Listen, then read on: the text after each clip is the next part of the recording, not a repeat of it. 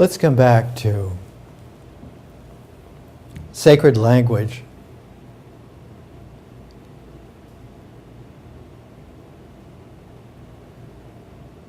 In the millennia, not just years or centuries, but in the millennia, much has been lost. It's like a phrase from Tolkien of Galadriel or Gandalf saying, much has been lost, and there is no one now who knows how to read these, even if they found them.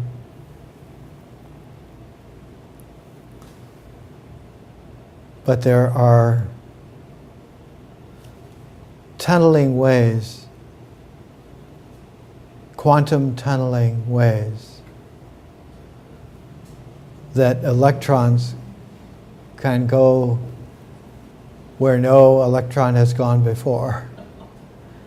And there are quantum effects where, even though one doesn't go through a closed magnetic system, quantumly, the effect of the closed magnetic system is magnetically felt, so that there are ways that have no paths. There are Parayanas, where one can bring back everything to any degree of specificity needed.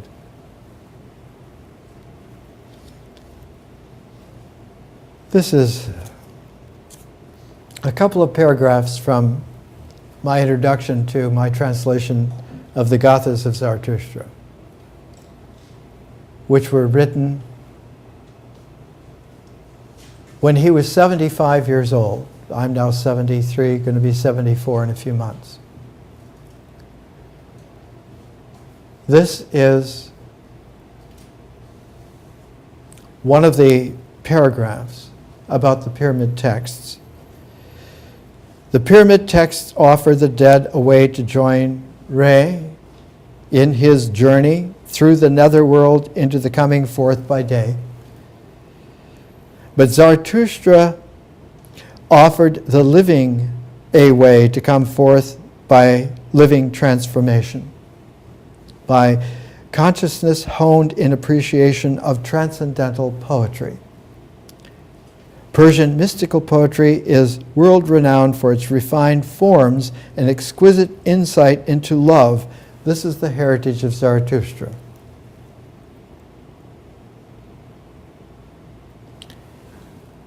And in that echoing resonance of such a harmonic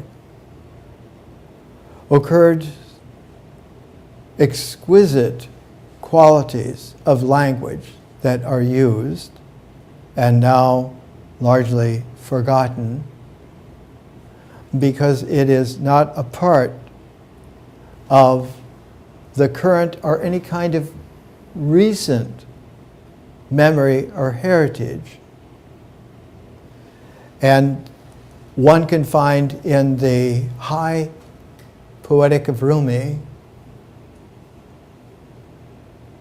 the hearing darshan of the Gathas, of the mantra of the Gathas, of the mantra of the Rig Veda, so-called, but there is a deep, pervasive mystery that still occurs, and it is in the illustration of the cover of it's Malati Shenges, the civilized demons, the Harappans in the Rig Veda. One has to understand that the Harappan civilization was already at a pinnacle 1,000 years before the Rig Veda.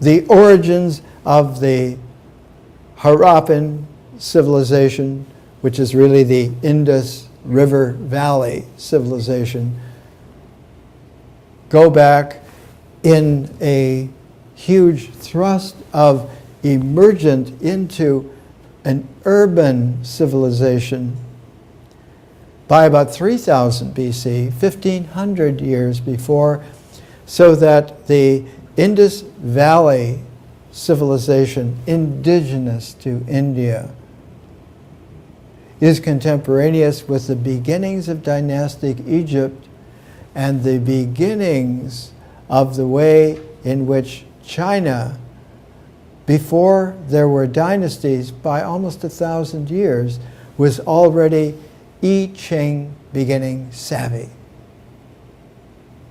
And in the far west, in what is today Ireland and the Boyne River Valley,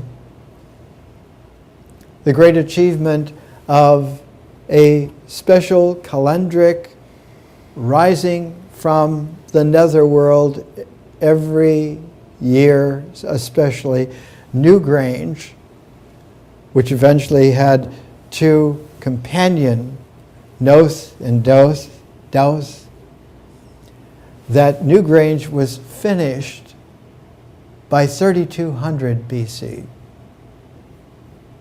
That the great Indian war, the Mahabharata, was fought in 3200 BC. That the whole quality of Egypt was that there were already nomes, districts, into a pair of kingdoms by 3200 BC. And all of this has been lost to savvy because one doesn't lift the language off the page. One doesn't hear. One doesn't have the darshan of the poetic presence.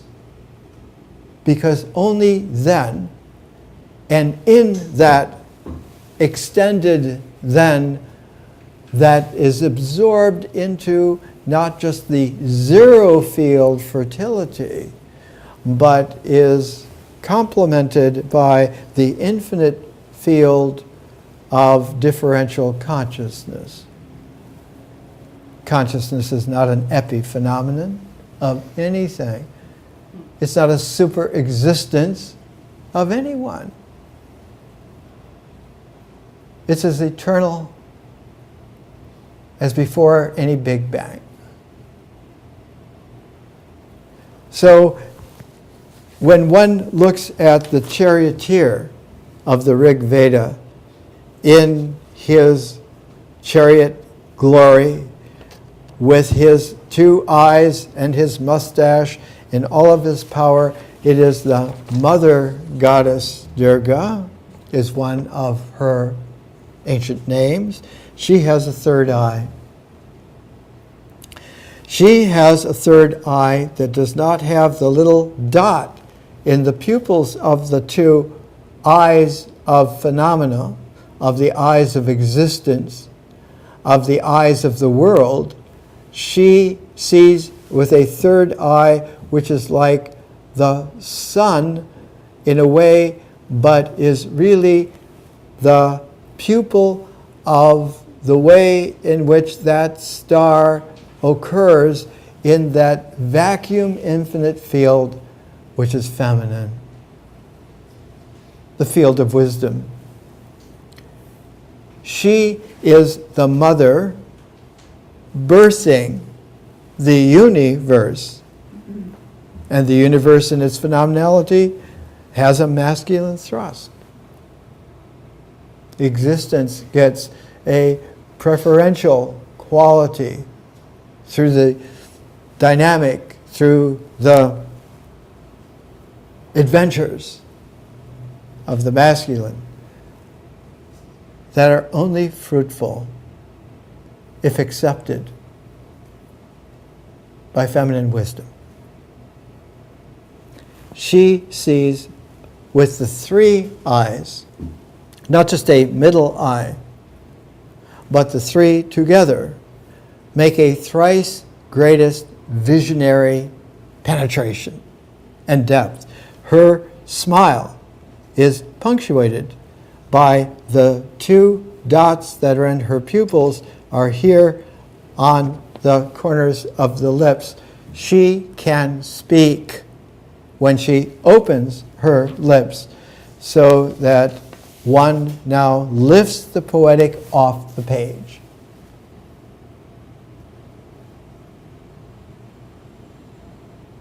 This translation of Zarathustra has a couple of admonitions, introductory presentations.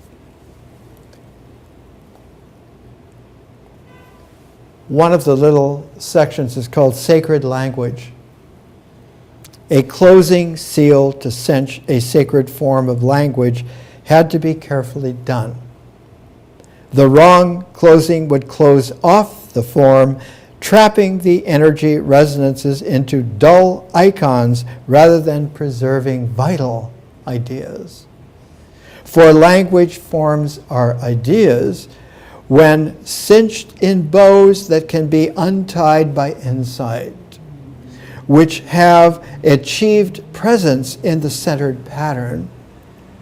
Such a full gestalt, almost like a pregnancy of our interiority, can then, quote, birth the idea when one more element is added.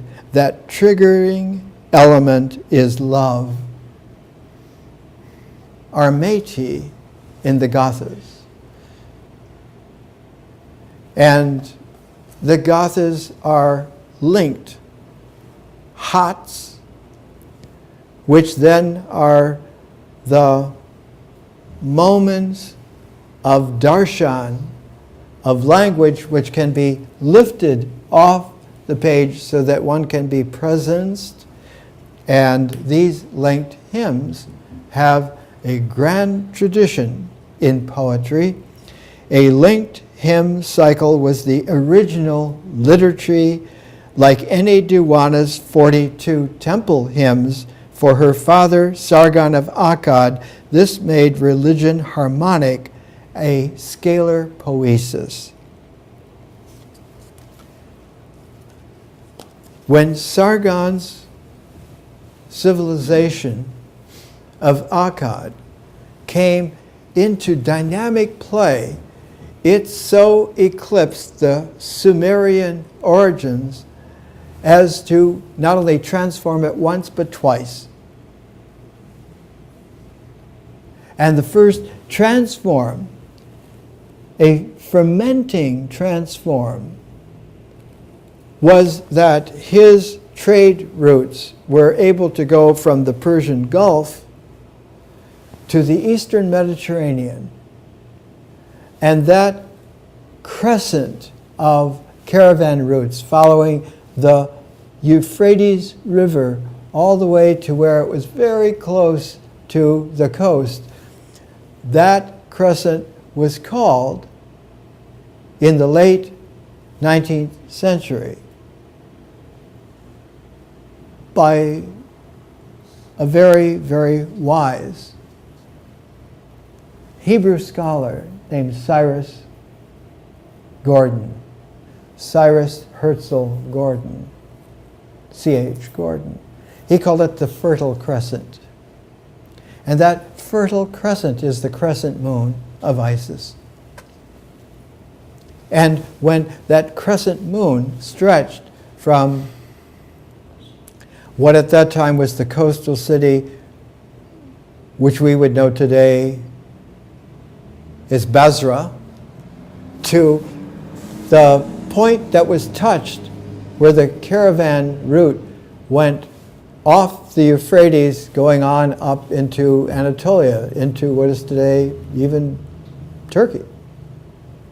If one went up far enough along, you would come to a tributary where ancient Haran was. where Terah moved his family with young Abraham from Ur all the way up there. If you went off the Euphrates, there was a route that went through some passes and went to the sea. Mediterranean means middle, the Middle Sea, the Mediterranean, Middle Earth. That's where the phrase comes from. And that point of land, that headland there, was a fertile place, and the wild thing that grew there was fennel, wild fennel. And so in Arabic, that place is called Ras Shamra. The fennel point. And standing on Ras Shamra, one could look out across the eastern Mediterranean and see the hill mountains of the island called Alicia, then is now called Cyprus. And when Sargon's crescent, fertile crescent, extended to Cyprus at the same time, necessitating an improvement in boats and shipping, which was available because that whole district was very good at building shipping.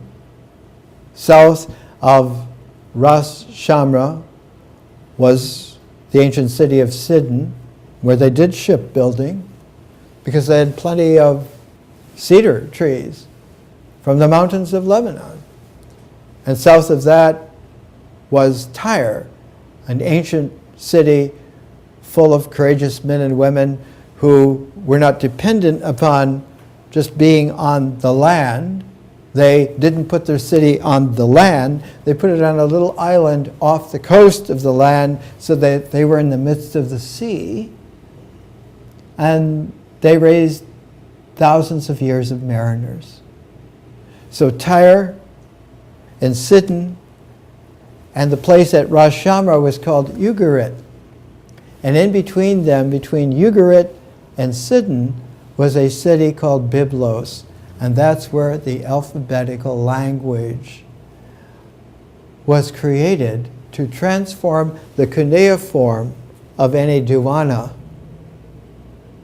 and the whole Akkadian Sumerian historical developments into an alphabetical language.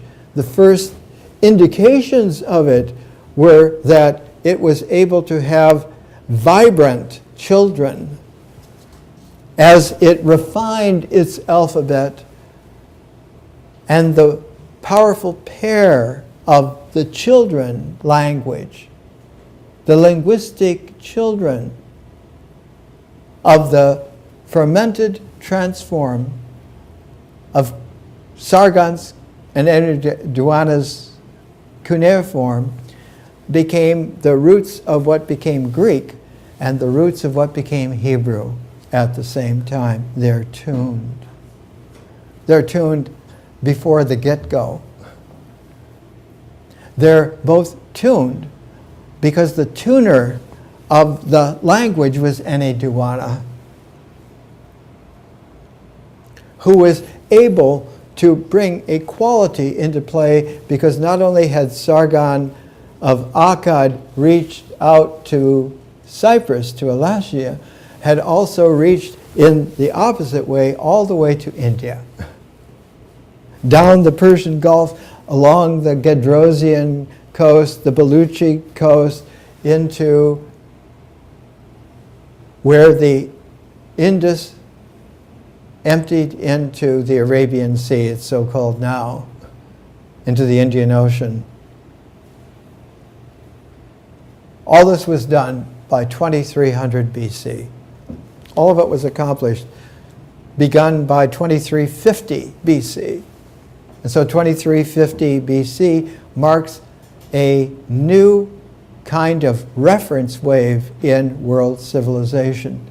Not only in Sumerian, Akkadian civilization, but in fact, because of the sophistication of language, not only in Ene-Duana's cuneiform, which gave birth in about 350, 400 years to alphabetical languages.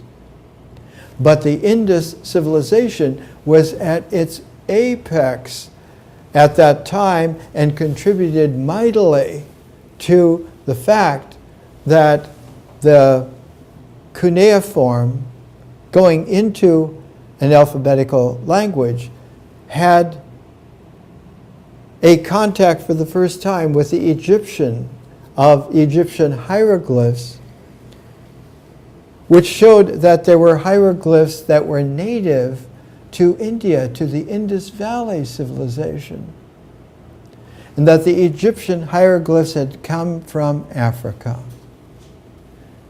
had come from the southern Nubian, even farther south to what today we call Ethiopia, the sources of the Nile. And the Indus civilization, the sources of the Indus, that whole civilization were black Indians. Later on called Dravidian peoples. Later on called demonic barbarians because they didn't use Sanskrit. They didn't ride in chariots. They didn't have swords. They didn't have a masculine hierarchy. They had, in fact, developed, at least by the time of the building of the Great Pyramids, about 2500 BC, they had two immense, enormous cities and about a dozen very large cities spread out. The large cities were Mohenjo-Daro and Harappa. And they had, at that time, 4,500 years ago, already 4,800 years ago, hundreds of thousands of people living together. They were metropolises. And the archaeology that discovered Harappa and Mohenjo-Daro was not begun until after the First World War. About that time. And the first great archaeologist to deal with that was Sir John Marshall. I brought last week his great 3-volume, The Archaeology of Indus Civilization.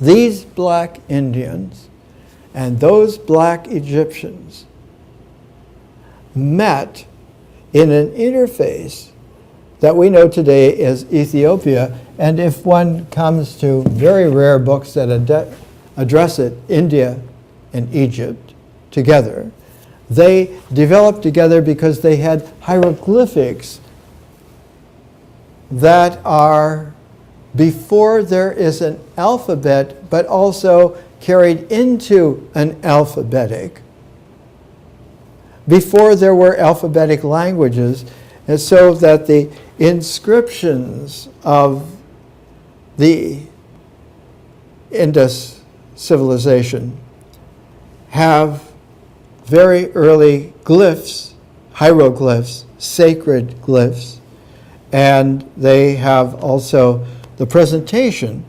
This is a later sophistication that came into play after the Rig Veda transformed, and there were other Vedas that were brought into play, the Atharva Veda and so on, 4 Vedas altogether, the Sama Veda.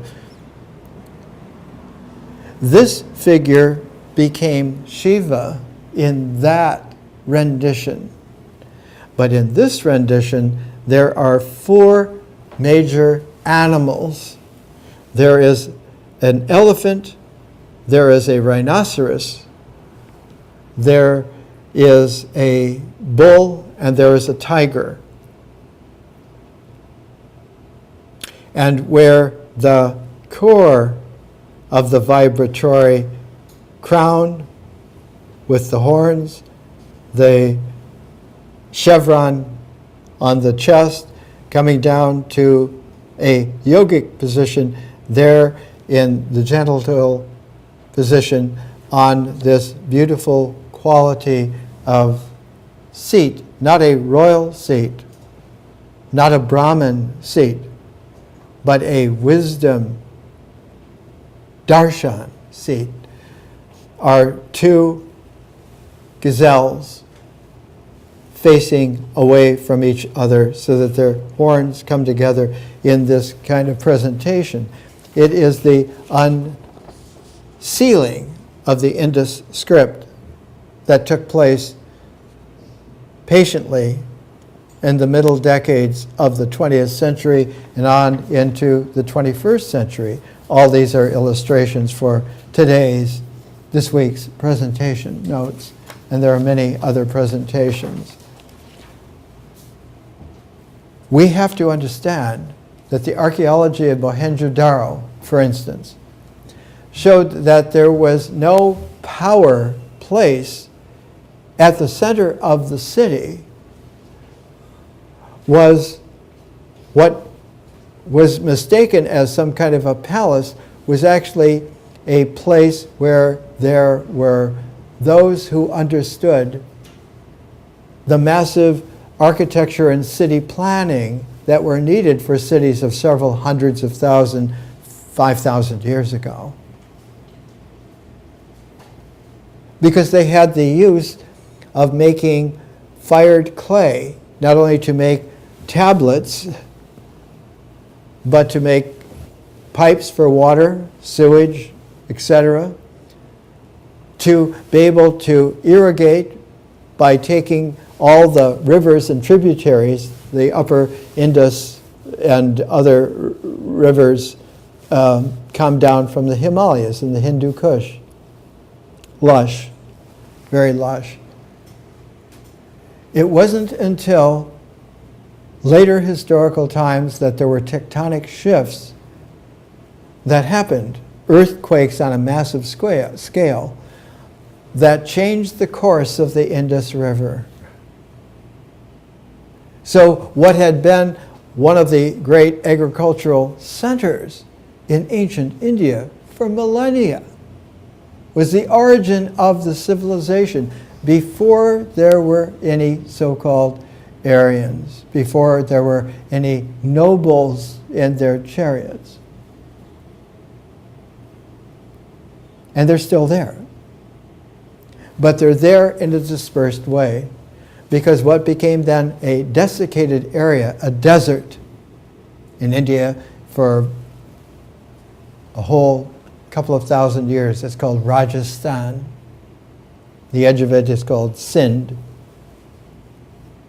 And in the north, where there's still water that comes down from the Himalayas, it's called the Punjab, or part of it called Kashmir. There are still Harappans, there are still Mohenjo-Darans, there are still Indus peoples, and they are just as dark as they were then. The deserts have in India, not only that Rajasthan, but in the center of India, in the big continental, subcontinental peninsula, the Deccan, it is in that area that one finds the exquisite darshan of the sound of wisdom. When you look, and next week I will bring some examples, in the middle of the Deccan, in that desert, the center of India, is a city called Nagpur. My teacher of the Bhagavad Gita was a black Indian from Nagpur. His name was Sudarshan Puri. He said, stop reading translations. Let someone recite the Bhagavad Gita for you and give it to you. was at the University of Wisconsin and had prided myself I could read Heinrich Zimmer's Philosophies of India. He was a soil engineer, an agronomist. He said, you don't know anything at all yet. But I'm willing to take the time to teach you. You have to hear, and it's out of Nagpur, that one still has the ancient Dravidian mystical flute music played on the old bamboo and wooden flutes. Panalal Ghosh did a beautiful recording for Odeon Records, which is in that part of India. I have a copy that was given to me by my Gita teacher long time ago, 50 some years ago. In order to understand, one has to be able to understand that there was a great confluence of a trading route that had North Semitic and Black Egyptian and Black Indians all in a great swath of civilization some 5,000 years ago, and came to a real crest about 4,000 years ago, and had an exuberance by the time that Sargon of Akkad was making the Fertile Crescent civilization. By the time Ine Dewana was writing the 42 temple hymn set and the great hymns of Inanna, is the first time that Egyptian hieroglyphs were put into pyramids.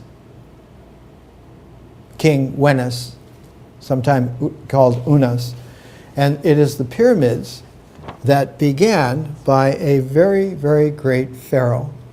This is the Step Pyramid. Not far from it is the Red Pyramid, which is the first true pyramid. But the Step Pyramid is the first time it was put together. It was done for Pharaoh Zoser, the third pharaoh in Egyptian history. His architect was Imhotep. He was not only the great physician of the day, he was the great architect of the day.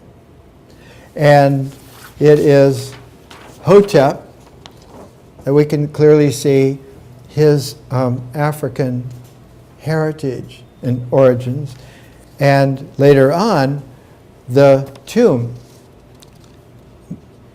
Dir al-Bahri, is the tomb of Queen Hatshepsut, who, when she took over, she made sure that the contacts between Egypt and India were not only fortified, but were expanded, and she would have every year a fleet of more than 60 ships going from Egypt to India via Ethiopia.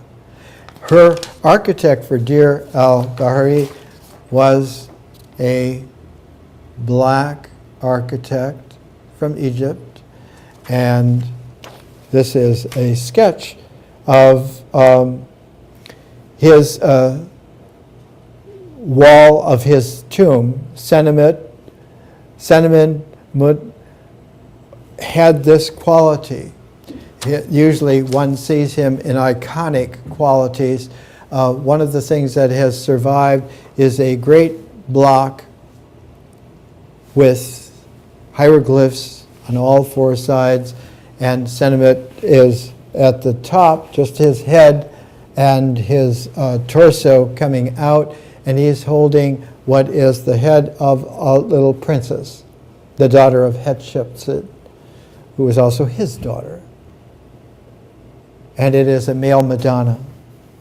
Later on, Queen Tai, definitely one of the most beautiful women of all time, was the wife of Pharaoh Amenhotep III, and they were the parents of Akhenaten.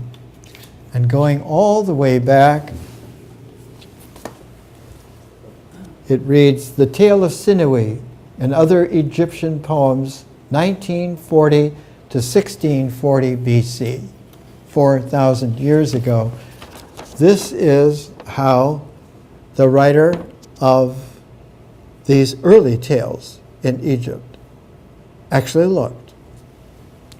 It is the quality where the confluence of an ancient North Semitic language quality of being able to link Egypt and India together, not only in this particular way, but also there was a way in which, in a complement to that North Semitic, was the African Ethiopia that was able to bring Egypt and India together in itself, in its people. And the Ethiopian people are very rare. They are at home in Egypt and in India ambidextrously. And about a millennia later came the Queen of Sheba, who went to visit King Solomon, where those two great confluence pivots met. More next week.